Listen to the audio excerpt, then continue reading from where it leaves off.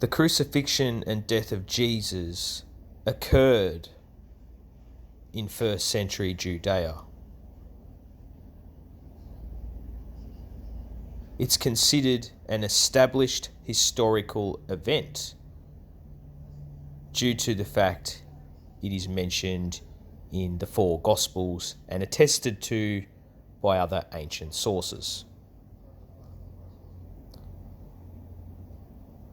So in the four Gospels,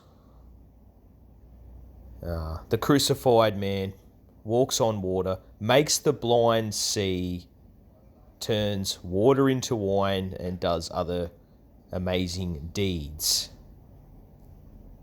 The man who done these amazing deeds stated that those who believe in him would also perform amazing deeds greater than he, none of which are doing so. So, the crucifixion, if we get this straight, is considered truthful because it's mentioned in the four Gospels and attested to by other ancient sources.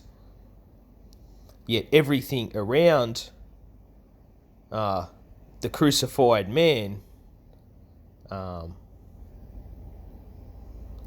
written in the Gospels simply isn't true or isn't happening.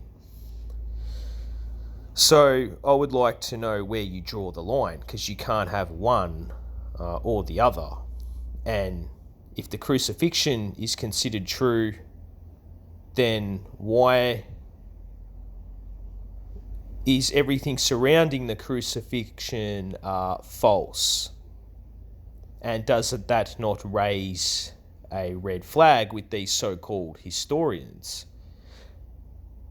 What does one have to do to consider themselves a historian, by the way? It should be alarming that in the all-knowing, almighty source of knowledge that is Wikipedia states that this event is true.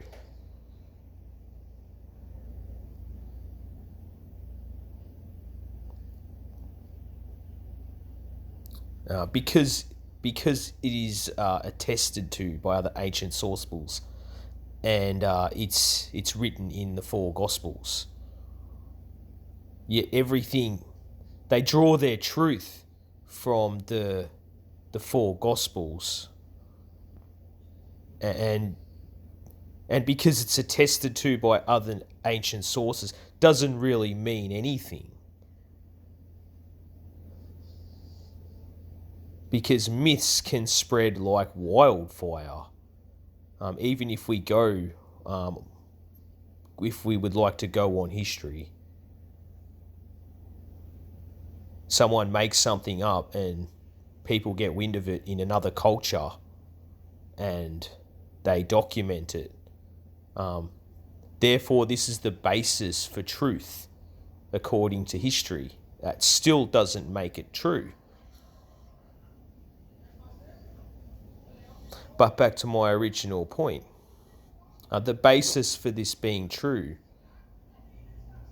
according to historians, their basis simply falls apart through the slightest amount of skepticism.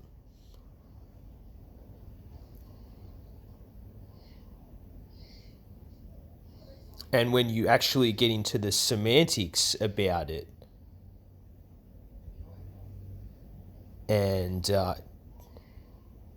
genuinely analyze it for what it is, then you see how it is incredibly daft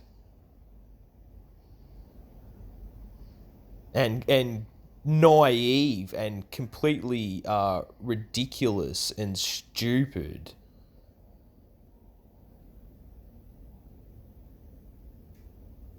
It is simply just put together as a giant narrative, including the part where about the historians, okay, is also just a narrative. This section just here, these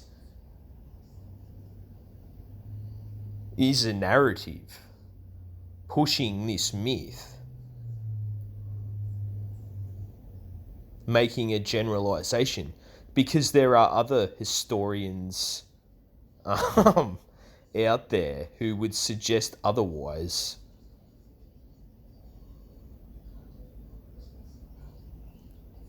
Just something for people to think about anyway, how this information is just contrived and just shoved in people's face as truth when it simply falls apart, and it doesn't actually encourage people to actually question history. It's simply pushed as belief, which I find rather alarming.